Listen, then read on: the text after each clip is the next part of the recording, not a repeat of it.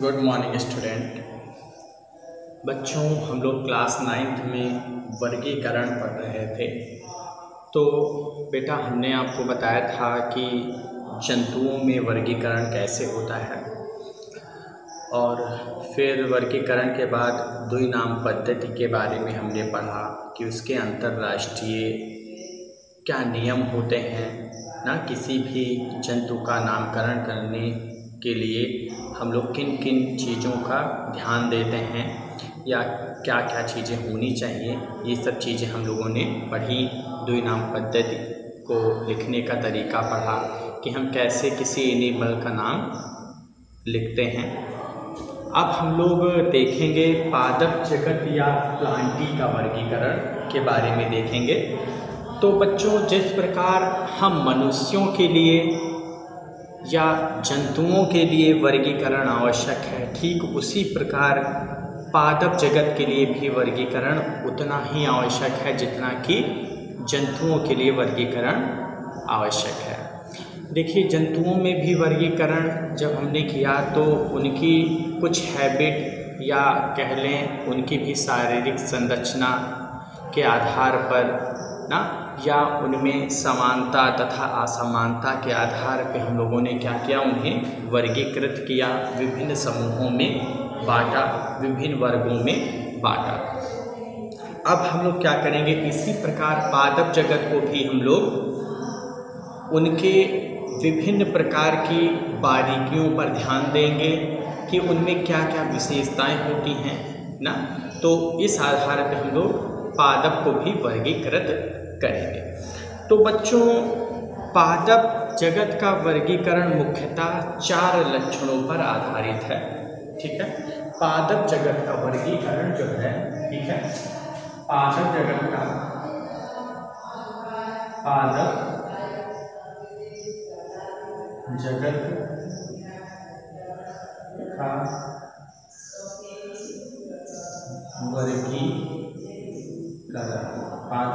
वर्गीकरण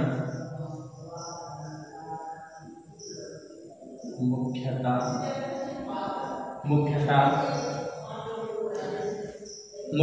4 लक्षणों पर आधारित है। मुख्यतः 4 लक्षणों पर आधारित है। 4 लक्षणों पर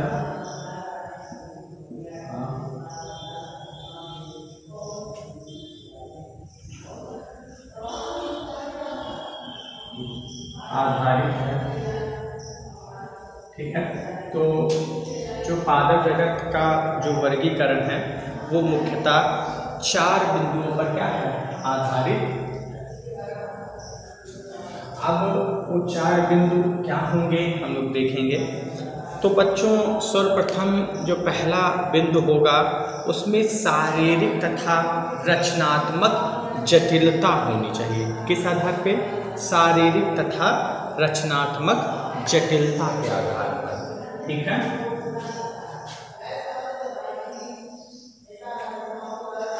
तो पहला पॉइंट क्या होगा, शारीरिक तथा रचनात्मक जटिलता।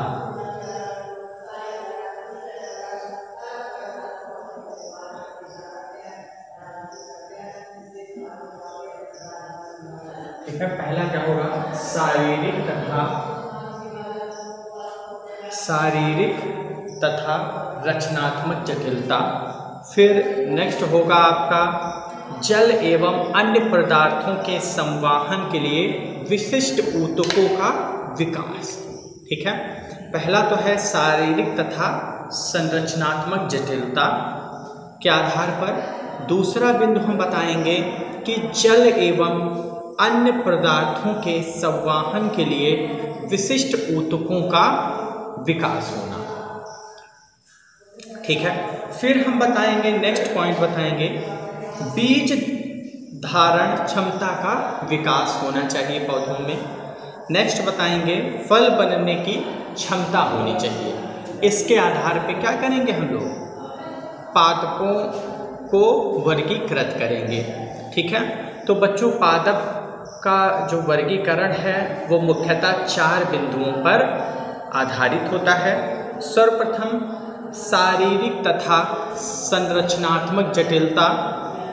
नेक्स्ट है जल एवं अन्य पदार्थों के संवहन के लिए विशिष्ट ऊतकों का विकास होना चाहिए। नेक्स्ट है उनमें बीज धारण क्षमता का विकास हो और फल बनाने की क्या हो, क्षमता होनी चाहिए उनमें।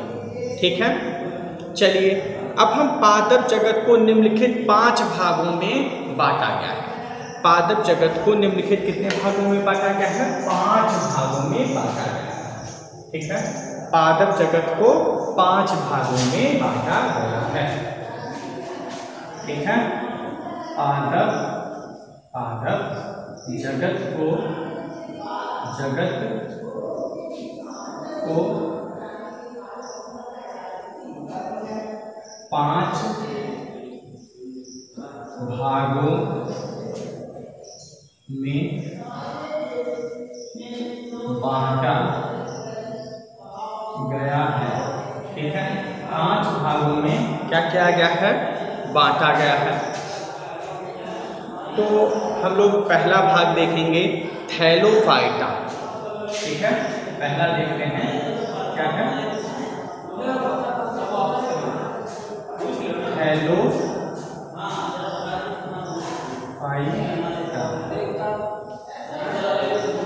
ठीक है, तो बच्चों पहला है आपका थैलोफाइटा। अब इसमें क्या होगा? इन पादपों में जड़, तना व पत्तियां नहीं होती हैं। ठीक है, इन पादपों में क्या होगा? जड़, तना व पत्तियां नहीं होती हैं। ठीक है, इसी कारण इनके शरीर को थैलस भी कहते हैं। तो हम लोग पहला पढ़ेंगे थैलोफाइटा। इसमें क्या बताएंगे? इन पादपों में क्या जड़, तना व पत्तियों का क्या होता है? अभाव होता है। ठीक है, इसी कारण हम लोग इसे क्या कहते हैं? थैलस कहते हैं। तो थैलोफाइटा में पुनः एक बार, इन पादपों में जड़, तना व पत्तियां नहीं पाई जाती हैं। इसी कारण इसे हम लोग क्या कहते हैं? थैलस कहते हैं। ठीक है, चलिए आगे पढ़ते हैं। ये मुख्यतः जल में पाए जाते हैं। थैलोफाइटा कहाँ है बेटा? ये मुख्यतः कैसे पौधे हैं? ये कहाँ उगते हैं? तो ये जो पौधे हैं ये प्रायः जल में उगते हैं। कहाँ उगते हैं? जल में उगते हैं। नेक्स्ट जो बिंदु है, इस वर्ग के पौधों को हम लोग शैवाल कहते हैं। इस वर्ग के पौधे को हम लोग क्या कहते हैं? इस वर्ग के पौधों को हम लोग शैवाल कहते हैं। शैवाल कहते हैं। ठीक है, तो थैलोफाइटा में क्या है? इसमें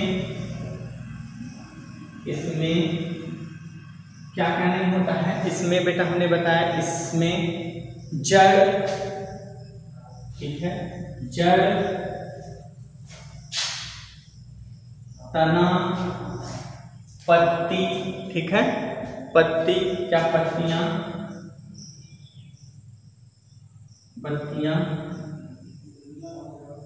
नहीं पाई जाती हैं, नहीं पाई जाती।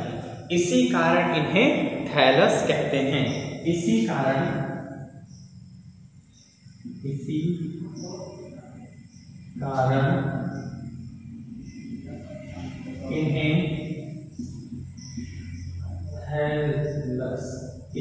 इन्हें थैलस कहते हैं। ठीक है, तो इसी कारण इसे क्या कहते हैं? थैलस कहते हैं। और इनमें ऊतकों का विभेदीकरण नहीं होता है तथा इनमें ऊतकों का विभेदीकरण विभेदीकरण नहीं होता, विभेदीकरण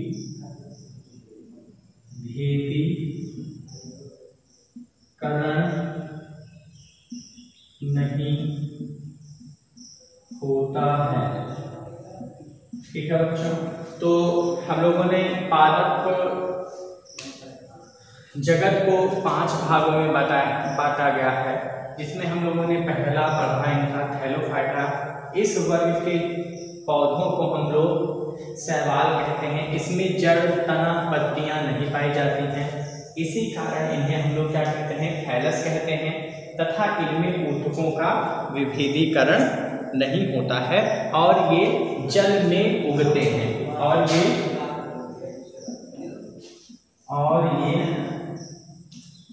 जल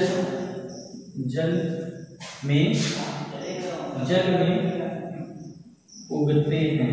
ठीक है, कहाँ उगते हैं, जल में उगते हैं। तो ये आपका हो गया थैलोफाइटा। फिर आगे देखेंगे इनके उदाहरण। इसका उदाहरण है स्पाइरोगायरा। ठीक है, उदाहरण क्या है इसका, उदाहरण है